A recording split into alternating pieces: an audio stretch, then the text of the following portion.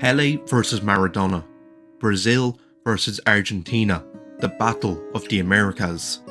This is one of the fiercest and most aggressive rivalries in football, two of the most passionate fan bases. Every time they face, both sides want to win by any means necessary, and sometimes things can go a little far. Welcome back to the Attacking Football YouTube channel, where we are taking on some of the wildest stories that have come out of football. Today, we are looking into the holy water scandal that occurred during the 1990 World Cup match between Brazil and Argentina. But first, hit that subscribe button, like the video, and leave a comment below on what other stories you want us to delve into. Let's get into it.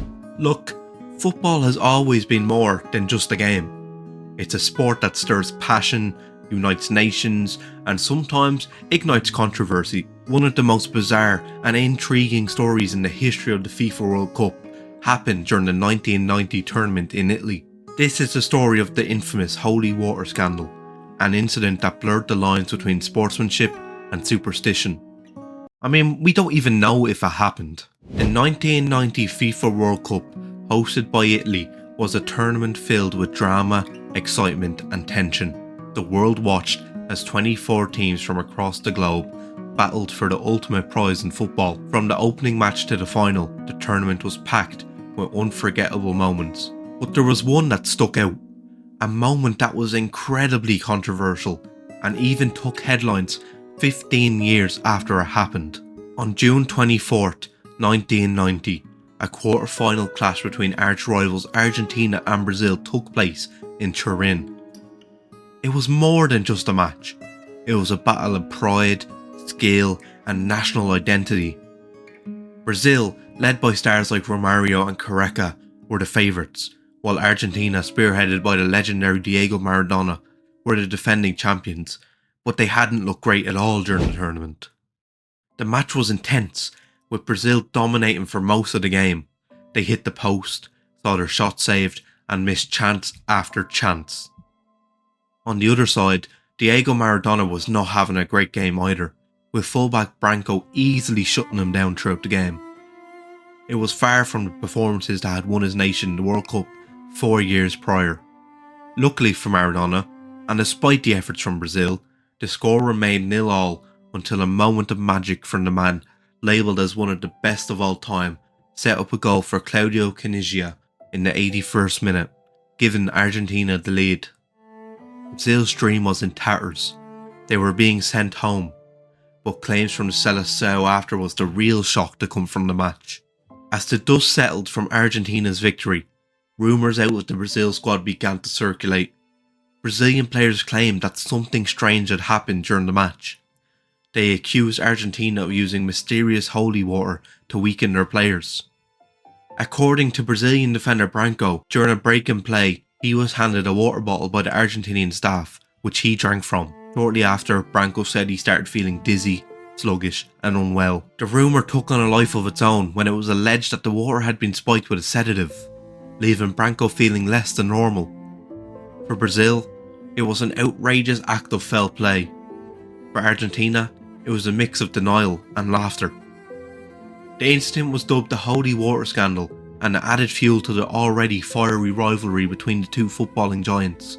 The scandal quickly made headlines around the world, and Brazilian officials demanded an investigation, and the media speculated on whether Argentina had crossed the line in their quest for victory. But FIFA, the governing body of football, did not launch a formal inquiry. The incident was largely brushed under the rug, with no official sanctions or punishments. The Argentinian coach at the time was asked about the incident in the magazine Veintitrés. Abelardo, who enjoyed a reputation for ruthlessness and guile, said this: "I'm not saying it didn't happen. While it was not an admission of guilt, it was also not a denial either. Over the years, the story has become something of a legend. Some believe it was just a case of gamesmanship taken too far, while others see it as one of the most underhanded tactics in World Cup history." In 2005, Maradona himself seemed to confirm the suspicions in a cheeky admission during a television interview. saying that Branco was indeed given holy water. Though whether it was actually spiked still remains a matter of debate.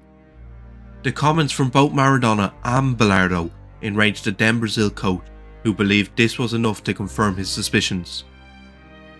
Sebastião Lazzaroni went on to say,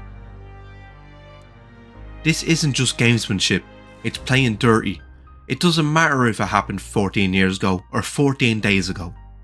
FIFA should punish Bilardo and the physio to make an example of them. Who can guarantee that they didn't behave like this in other games too?" The holy water scandal remains one of the most controversial moments in World Cup history. It serves as a reminder that in football, as in life, things are not always what they seem. The line between fair play and foul play can be thin, especially when the stakes are so high. Whether or not the water was spiked, you probably wouldn't be surprised if it was.